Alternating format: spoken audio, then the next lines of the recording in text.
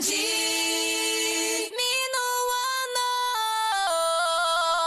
Rádio Minuano. Bom dia para você, estamos entrando no ar com mais um quadro Prosa sobre a Vida, eu, Alexandra Lieve, aqui nos estúdios América, Margo também, cuidando da sonoplastia, e nós recebendo mais uma sexta-feira a psicóloga Carolina Zandoná. Psicóloga, hoje, como é a nossa prosa costumeira aqui, né, eu tô tomando um chimarrão com erva mate faleiro, né, o nosso apoiador cultural aqui, e nós vamos falar hoje sobre os nossos desejos, né? Sexta-feira, o pessoal que está em casa tem desejo de que será hoje, né? Eu tava com desejo de tomar um chimarrão, porque eu ainda não tinha tomado agora de manhã. Lembrando que a gente também está ao vivo pelo Facebook. O pessoal pode nos enviar aí os comentários, né? Se tiver alguma pergunta, pode nos enviar também. No programa passado nós recebemos algumas perguntas, né? Vamos, na medida do possível, aí juntar todas elas, né? Quem sabe fazer um prosa sobre a vida respondendo essas perguntas, né? O pessoal pode ir juntando aí, né? Mandando as suas dúvidas também dos programas passados e a gente vai, na medida do possível, respondendo, né? Tudo bem contigo, psicóloga? Tudo bem, Alexandra? Bom dia ou boa tarde àqueles que nos escutam, que nos acompanham aqui na Rádio Minuano nessa prosa semanal. E hoje com essa inquietação, né? Você tem desejo do quê? O que você faz com os seus desejos? Como é que cada um lida com os seus desejos? Né? Então, hoje a gente vai caminhar um pouco por esse tema. Pra gente começar, assim, eu gostaria que você clareasse um pouquinho pra gente sobre o que é um desejo, assim. O que é? É só uma sensação? É algo a mais? Bem, assim, eu não me arriscaria, né, responder de modo total o que é desejo, né? Não sei se alguém poderia fazer isso. Eu não, com certeza. Mas talvez a ideia de que a gente pudesse, Alexandra, pensar que o desejo é algo que nos move, que move a nossa vida, que nos impulsiona, que nos move em direção a algo, e que isso pode se servir tanto para o bem quanto para o mal, né? Os nossos desejos nos movem em alguma direção. É interessante, Alexandra, que a gente possa compreender que a condição humana é uma condição desejante. Enquanto seres humanos, quando a humanização acontece, produz que se instale algo dentro de nós, que é pulsão, e que isso produza com que a gente deseje algo, espere algo da vida, espere algo de nós mesmos, espere algo dos outros, que tenhamos desejo, que nos movemos em direção a algo, e que esse desejo, ele de alguma forma é sempre insatisfeito, porque não há um objeto no mundo que satisfaça completamente e plenamente um desejo. As coisas do mundo, elas incitam, elas causam desejo, mas elas não satisfazem. E considerar essa condição humana, ela é importante para que a gente não caia na ilusão de que há algo na vida que vai nos completar, que vai nos dar a sensação de estar plenamente satisfeitos, completos, sem falta, sem entristecimento, sem conflito, porque essa é uma ilusão, né? É uma ilusão de completude que também é da condição humana. A gente desejar a completude, desejar que algo nos complete, que seja perfeito, que a gente encontre alguém que nos responda todas as nossas perguntas, que nos diga o que a gente tem que fazer da vida, o que tem que escolher, como conduzir a nossa vida, quais são as escolhas acertadas, e não há, né? É impossível. A gente pode até relacionar, né, psicóloga, porque quando a gente diz, o meu desejo é ter uma casa de tal estilo, o meu desejo é ter o carro tal. Aí quando a gente consegue, aquilo já passou a ser, né? Já consegui, agora eu tenho outro desejo. Agora eu quero uma casa maior, agora eu quero um carro diferente, né? Nunca está satisfeito o nosso desejo. Exato. E poder tolerar isso, tolerar que somos incompletos, que sempre algo vai faltar, que nós sempre vamos desejar algo que nós não temos talvez isso possa fazer com que alguém possa se conduzir melhor na vida, suportar a falta, a incompletude, porque é isso. Assim que um desejo que é imaginado, que é aquele desejo, é alcançado, já não é mais, porque não era aquilo. E aí a gente vai em busca de outro, e também não é mais. Mas isso acaba nos movendo, né? Eu acho que é uma coisa saudável também, né? Sim, e é próprio do humano, não há como nos escaparmos disso, né? Próprio da condição humana. Desejar que esse desejo seja satisfeito sempre de modo parcial, nunca completamente, né? Como, por exemplo, numa relação amorosa, né? No início, no tempo do apaixonamento, você considera que aquele que se encontrou é aquilo que nos completa, é a metade da laranja, aquilo que a gente estava esperando a vida toda. E aí o tempo vai passando e as pessoas vão se dando conta que não é. O príncipe vira sapo daí, né? Né? Vão, por exemplo, se dando conta, mas essa pessoa que eu convivo não é bem aquela que eu achava que era no início. Por que não? Porque a pessoa que era no início era o que eu idealizava, sonhava, né? O que eu colocava nessa pessoa. E agora ela está se mostrando como uma pessoa real, como uma pessoa mais próxima ao que ela é, de fato, sem tantas idealizações, sem tantos apaixonamentos. E aí também uma relação pode ir se construindo para suportar essas diferenças, esses desencontros, né? Ou então não suportar a diferença entre a ilusão, entre o ideal e a realidade. Claro que a ilusão, esse desejo de completude, essa ilusão de que algo vá nos completar, que vai vir e que vai resolver todos os nossos problemas e vai ficar tudo bem e foram felizes para sempre depois disso. É uma característica humana, né? O próprio pensamento imaginativo, ele carrega algo de ilusão, mas a ilusão sempre precisa estar mesclada com algo da realidade. O pé no chão, né? Isso, o pé no chão, algo da realidade que nos coloque também a poder transitar entre o que é expectativo, o que é imaginado e o que é real. E a pessoa que é real, que está com a gente, o trabalho que é real, a situação da vida que é real. Alguns dias atrás, Alexandra, a gente estava conversando sobre a diferença de empatia e simpatia. E depois depois do programa a gente foi conversando, né? E uma das coisas talvez mais difíceis no encontro é suportar o desencontro nas relações. É suportar que o outro não é o ideal que eu imaginei, que o outro não é que tem diferenças, que não vai atender às nossas expectativas, suportar que muitas vezes o outro não vai falar coisas ou vai falar no tempo dele porque ainda não consegue, né? Retomo nessa situação que a gente estava falando da possibilidade de falar e escutar, né? De que daqui a pouco, naquele momento, o outro não pode, e que isso não tem só a ver comigo, tem a ver com o outro. E quanto isso é difícil, né, suportar esses desencontros, e que são os desencontros com a vida e os desencontros com o próprio desejo, porque nem nós, enquanto seres de inconsciente, muitas vezes desejamos mais do que a gente mesmo imagina que deseja ou pensa que deseja.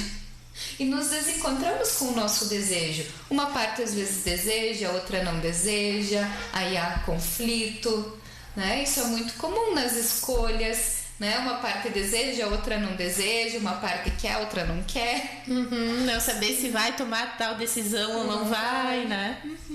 E eu acho que saber lidar com essa frustração também, porque, por exemplo, a gente pode ter um desejo que nunca vai se alcançar. Não é só quando a gente alcança de ter outro, né? Mas também essa frustração de às vezes não realizar. Ou de que é exatamente isso, né, Alexandra, de tolerar a falta. Tolerar que vai faltar, que aquilo vai ficar incompleto, que aquele sonho não vai ser realizado, mas que apesar disso há outros, a outros sonhos, a outras coisas para alcançar, a outras possibilidades na vida, que essa é a vida, né? Que vai mesclando as alegrias e as tristezas, os desejos satisfeitos e os não satisfeitos, e poder suportar e tolerar isso. Alguém pode se conduzir muito bem na vida quando consegue lidar com isso de uma maneira menos sofrida dentro de si, né? Com os seus desejos de uma forma menos sofrida, ou às vezes menos exigente, porque a relação com o desejo, Alexandra, também pode produzir sofrimento quando alguém não reconhece que, embora aquilo não foi satisfeito da maneira como eu esperava, como eu desejava, mas que foi de outro modo poder desfrutar, porque senão há também quem possa ficar a vida inteira insatisfeito, a vida inteira se queixando de não ser satisfeito. Né? De não aproveitar o caminho, como dizem, né? De não é o ponto de chegada, e sim o caminho, né? De buscar. E reconhecer que nesse caminho há sim sonhos insatisfeitos, desejos insatisfeitos, mas que há outros que foram, pelo menos parcialmente, satisfeitos, e poder desfrutar deles. Se alegrar com as pequenas conquistas, com as pequenas transformações, porque senão a estrada é muito dura. Tem pessoas, psicóloga, a gente vê que focam muito no objetivo final, né? E passa despercebido essas conquistas pequenas, eu diria, né? O de todo dia, né? Às vezes, levantar da cama já é uma conquista, né? Hoje de manhã tava cansada, tava com preguiça, já é uma conquista. E vai se perdendo um pouco dessas conquistas do dia a dia, essas coisas pequenas que a gente deveria valorizar daqui a pouco, porque tá pensando, tá desejando algo muito grande lá na frente. E desperdiçar, né, Alexandra, os pequenos prazeres da vida, que é um bom chimarrão, uma boa prosa, uma boa companhia, né, que é aquele momento que vai passar, que é muito vulnerável, que logo vai passar, mas que naquele momento foi bom. Essa talvez é um caminho para que alguém não fique numa insatisfação constante. A ansiedade, ela teria relação? A ansiedade, sim, tem toda a relação com o desejo e o modo como alguém deseja, né? E talvez esse também possa ser um tema para uma prosa. Qual que é a relação entre a ansiedade e o desejo? Né? Qual que é a relação do desejo com a tristeza? Porque há também quem chega no momento da vida e sente que não deseja, que não há algo que deseja e que move, né? Ou porque se sente desesperançado, se sente desistindo, né? E aí há outro modo de lidar com o desejo que tem a ver com a desistência, com a desesperança, e que também é um modo de lidar com o desejo, né? Tem muitas relações, né, que poderiam ser feitas com esse desejo que é natural da pessoa, né? Ou então o modo como alguém pode não reconhecer os seus desejos, não dar voz, né? Ou o próprio pensamento, poder pensar os seus desejos e conhecer-se a partir disso, e aí eles vão escapar, ou pelas ações, ou pelo corpo. A gente ouve muito das pessoas mais velhas, né? Eu queria tanto ter feito tal coisa, e aí o tempo passou e eu não fiz, né? Psicóloga, uma das coisas que mais fica claro aqui nas nossas prosas é que sempre que há um sofrimento, é hora de buscar ajuda, né? E talvez as pessoas estão ouvindo, estão se vendo, né, nessa nossa conversa, e talvez pensem, eu tenho esse sofrimento. Como a pessoa pode buscar ajuda? Um profissional da área psi pode ser um bom caminho, Alexandra. Um psicólogo, um psicanalista, porque é disso que um psicanalista trabalha, com essas questões humanas, que são muito simples, mas altamente complexas, com o amor, com o ódio, com o sofrimento, com o desejo, né? Com o desejo que se faz enxergar, ou com o desejo que não é podido enxergar, e poder dar voz a esse desejo, poder dar espaço, lugar, entendê-lo, né? A busca por um profissional nessa área pode ser um caminho. E um caminho, inclusive, para que alguém possa ir reconhecendo quais são os seus modos de lidar com aquilo que se deseja, que foi a pergunta que a gente fez no início, né? O que você faz com o seu desejo? Como é que você lida com as coisas que você deseja? É difícil, né? Pensar nisso, porque a gente até pode conseguir desenhar, né, na nossa cabeça, assim, o que a gente deseja, os planos, mas a maneira de lidar com isso, eu acho que é um ponto bem difícil, né? Outras questões que a gente poderia levantar é quais são os seus desejos, né? Tem uma música do Titãs que diz: você tem fome do quê? Quais são os seus desejos? Porque muitas vezes a gente pode se confundir nos próprios desejos. Será que é mesmo isso que eu desejo? Essa é uma pergunta que muitas vezes as pessoas se fazem, e principalmente em momentos de escolha. O que eu desejo? Como é que eu quero conduzir a minha vida? E nesse momento, na cultura em que nós vivemos da sociedade de consumo, muitas vezes é vendida uma ideia que os nossos desejos ou que aquilo que vai nos completar tem a ver com bens materiais e de consumo. Né? Mas rapidamente a gente se dá conta que mesmo tendo aquilo que se deseja, não fica completo. Tem algo que falta, tem algo que segue pulsando dentro da gente e que vai seguir, na melhor das hipóteses, a vida toda pulsando, a vida toda desejando, porque é isso que nos move. E o modo como nós lidamos com esses desejos podem produzir os nossos destinos. Pode ou deixar a pessoa ir sofrendo, né, por muito tempo, ou ter uma saída diferente, né? Quando se busca ajuda, quando se entende essas razões e se entende a forma que a gente lida e como lidar melhor, aí perde um tempo aí de sofrimento, né? Deixa de sofrer. É verdade. Pode até tomar escolhas melhores, né? Decidir melhor, mais acertadamente. E puxando esse gancho já, psicóloga, fala do teu trabalho, do teu contato, se as pessoas podem daqui a pouco ir por esse caminho, né, e levar essas questões até ti.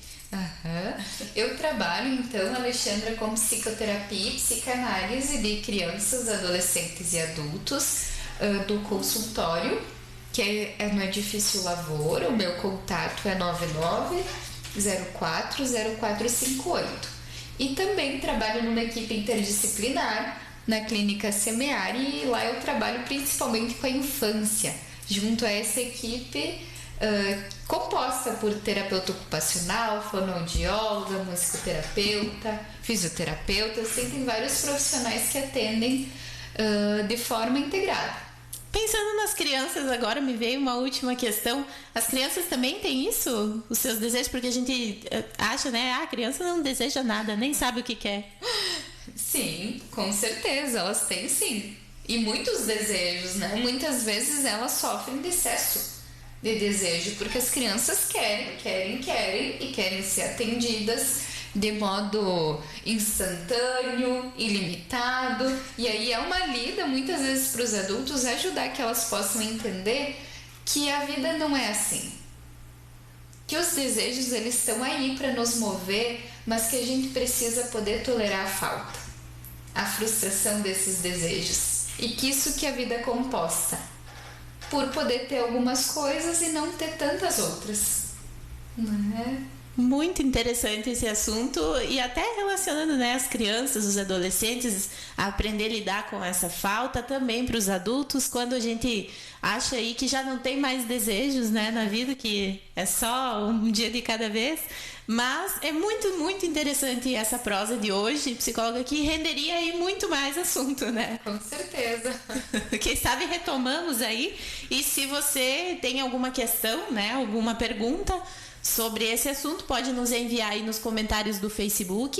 Esse vídeo ele também vai posteriormente para nossa página, nosso canal do YouTube, né? Rádio Minuano. Se você digitar com as letras maiúsculas, é o primeiro canal que aparece. E lá tem todos os prosas que a gente já fez até hoje. Estamos quase virando um podcast aí, porque tem bastante, né, episódios já no ar. Muito bom sempre te receber, psicóloga. Se deixassem, se a Mary permitisse, a gente seguiria muito mais tempo aí proseando, né? Mas tá na hora de liberar a psicóloga para almoçar. Sexta-feira que vem a gente está de volta nesse mesmo horário com o Prosa sobre a Vida. Até sexta. Sexta-feira.